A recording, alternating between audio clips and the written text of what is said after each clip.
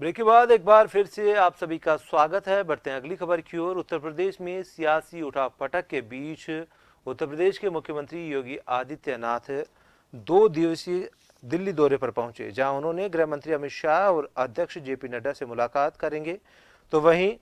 शुक्रवार को प्रधानमंत्री नरेंद्र मोदी से भी मुलाकात करेंगे। पूर्व केंद्रीय मंत्री जितिन प्रसाद के बीजेपी ज्वाइन करने के तुरंत बाद योगी के दिल्ली जाने से राजनीतिक गलियारों में कई तरीके की चर्चाएं शुरू हो गई है। बताया जाता है कि योगी, शाह और मोदी से मिलकर मंत्रिमंडल के विस्तार और अगले साल होने वाले विधानसभा चुनाव को लेकर चर्चा कर सकते हैं।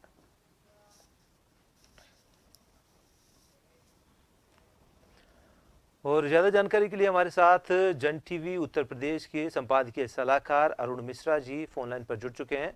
अरुण मिश्रा जी से हम ज्यादा जानकारी लेंगे। अरुण मिश्रा जी,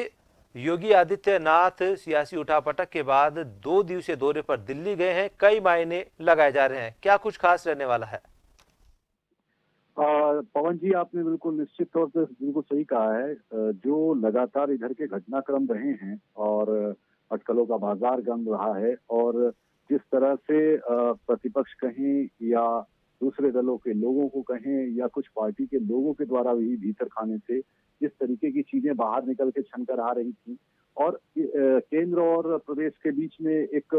ऐसी स्थितियां उत्पन्न करने का प्रयास किया जा रहा था कि उनके बीच में किसी प्रकार के मतभेद या टकराहट हैं। इस जी। सारी अटकलों के बाजार को सबसे पहले तो विराम लगाया मुख्यमंत्री योगी आदित्यनाथ ने अपने बयान में, इंटरव्यू में, जिसमें उन्होंने स्पष्ट तौर पे कहा कि ये सिर्फ मीडिया जनित या हवा हवाई किले हैं और इसका वास्तविकता से कोई नाता नहीं है। तत्पश्चात दिल्ली में हुई आरएसएस प्रमुख की बैठक और जो उत्तर कार्यवाहक हैं हसबोले साहब और उसके साथ में मोहन जी और भैया जी जोशी के लगातार उत्तर प्रदेश के दौरे के लिए उनका चयन किया जाना, ये सारे घटनाक्रम के बीच में जो आरएसएस और भाजपा हाईकमान के बीच में जो बैठक हुई उसमें ये निर्णय, ठोस निर्णय किया गया, जिसमें कई परिस्थितियों पर वो चर्चा की गई जो विगत समय में चुनाव हैं और जिस तरीके से राष्ट्रीय स्तर का नेतृत्व करने वाले और अंतर्राष्ट्रीय स्तर की ख्याति प्राप्त मोदी के चेहरे को लेकर के पश्चिम बंगाल में जिस तरह से भाजपा को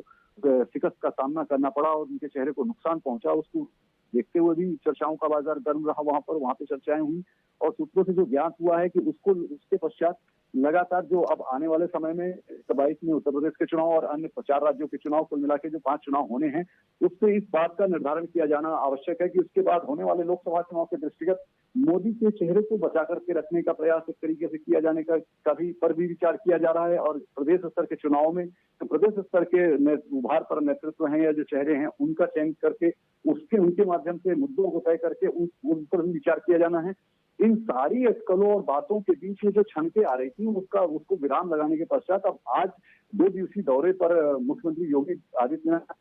लखनऊ से दिल्ली पहुंचे हैं और अमित शाह से उनकी मुलाकात 4 बजे जो तय थी वो मुलाकात हुई है। कल वो प्रधानमंत्री मोदी से 11 बजे मुलाकात करेंगे और जो देर रात आपको ज्ञात होगा कि देर रात बैठक उत्तर प्रदेश में मुख्यमंत्री योगी आदित्यनाथ ने ली, जिसमें काफी गहन विचार विमर्श हुए। पार्टी के शीर्ष नेता के साथ साथ मंत्रिमंडल के कई सदस्य और अधिकारी भी मौजूद थे, जिसमें उत्तर प्रदेश में जो वर्तमान परिस्थितियां और स्थितियां निर्मित हैं और जो कोरोना से लेकर के जो अन्य के विषय हैं उस पर सारी चर्चाएं हुई, उससे कैसे निपटा जाएगा उसका एक खाका तैयार किया गया है, जिसको लेकर के वो दिल्ली में प्रस्तुत भी करेंगे हाईकमान के सामने और उनके द्वारा जो निर्देशित किया जाएगा उसको लेकर के भी प्रदेश में आएंगे। और साथ में जो प्रधानमंत्री मोदी की घोषणा जो हुई है मोदी की, उसमें जिसमें